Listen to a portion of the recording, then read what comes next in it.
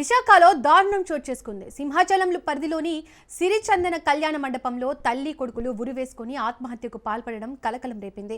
కళ్యాణ మండపంకు చెందిన గదిని తల్లి కొడుకులు అద్దెకు తీసుకున్నారు. అయితే చెక్అవుట్ సమయం అయిపోయినా ఇద్దరు గది నుండి రాకపోవడం అనుమానం వచ్చిన మండపం సిబ్బంది గోపాలపట్నం పోలీసులకు సమాచారం అందించారు. ఘటనాస్థలానికి చేరుకున్న పోలీసులు గది తలుపులు తెరిచి చూడగా తల్లి కొడుకులు ఉరివేసుకుని విగత జీవులుగా కనిపించారు. ఘటనాస్థలంలో లభించిన ఆధారాల మేరకు కేసు నమోదు చేసుకున్న పోలీసులు దర్యాప్తు చేస్తున్నారు. మృతదేహాలను స్వాధీనం చేసుకున్న పోలీసులు స్థానిక ఆసుపత్రికి తరలించారు.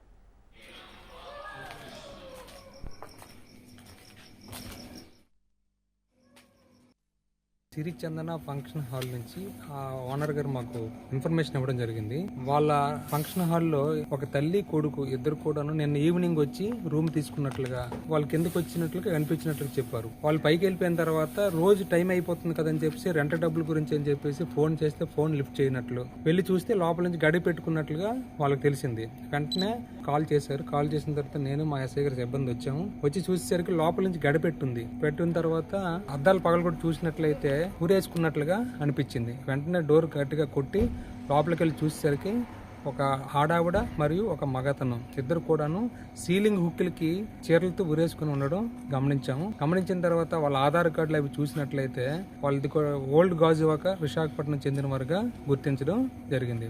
ఇప్పుడు వాళ్ళ తాలూకాలు ఎవరైనా ఉంటారేమో చెప్పి గాజువాక పంపించడం జరిగింది. వాళ్ళు వచ్చిన తర్వాత రిపోర్ట్ తీసుకుని దర్యాప్తు అనేది కేసు రిజిస్ట్రేషన్ చేసి దర్యాప్తు చేయడం. రైట్, ఈ ఘటనకు సంబంధించి మోర్ డీటెయిల్స్ మా ప్రతినిధి నందకుమార్ అందిస్తారు. నందకుమార్, విశాఖ జిల్లాలో కళ్యాణ మండపంలో తల్లి కొడుకుల ఆత్మహత్యకు సంబంధించి డీటెయిల్స్ ఏంటి? Thank you Deepika. ఉత్తరాంధ్ర జిల్లాల ఆరాధ్య దైవం శ్రీ వరాహలక్ష్మి నరసింహ స్వామి వారి కొండ దిగువన దారుణం చోటు చేసుకుందనే చెప్పాలి.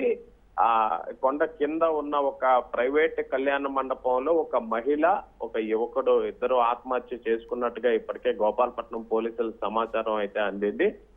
వెంటనే సంఘటనా స్థలానికి గోపాలపట్నం పోలీసులు వెళ్లి ఆ యొక్క మృతదేహాల్ని కేజీహెచ్ కి తరలించే ప్రయత్నం అయితే చేస్తున్నారు. ముఖ్యంగా వీరు ఎక్కడి నుంచి వచ్చారు, ఎందువల్ల ఈ యొక్క ఆత్మహత్యకి తల్లి కొడుకులు పాల్పడ్డారన్న దానిపైన ఇప్పటికే లోతైన దర్యాప్తు అయితే కొనసాగిస్తున్నారు.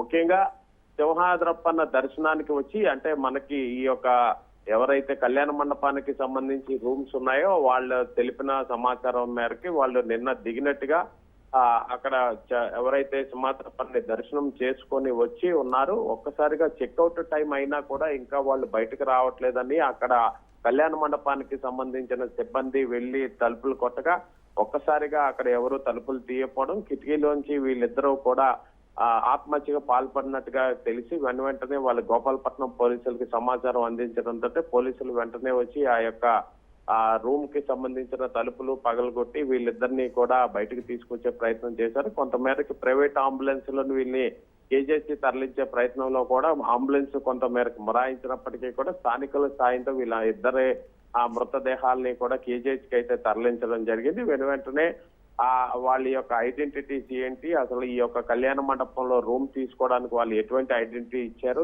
ఎక్కడ వాళ్ళు అనే దానిపైన ఇప్పటికే లోతైన దర్యాప్తు చేస్తున్నారు. వాళ్ళ దగ్గర ఉన్న వస్తువులు వాటి బట్టి వీరు ఉత్తరాంధ్ర జిల్లాలకి సంబంధించిన వ్యక్తులుగానే కొంతమేరకు పోలీసులు అనుకుంటున్నప్పటికీ కూడా వీరిపైన ఎందుకు ఇటువంటి ఆత్మహత్యాయత్నానికి పాల్పడ్డారు అన్న దానిపైన లోతైన దర్యాప్తు అయితే కొనసాగిస్తున్నారు Deepika. Right Nanda, thank you.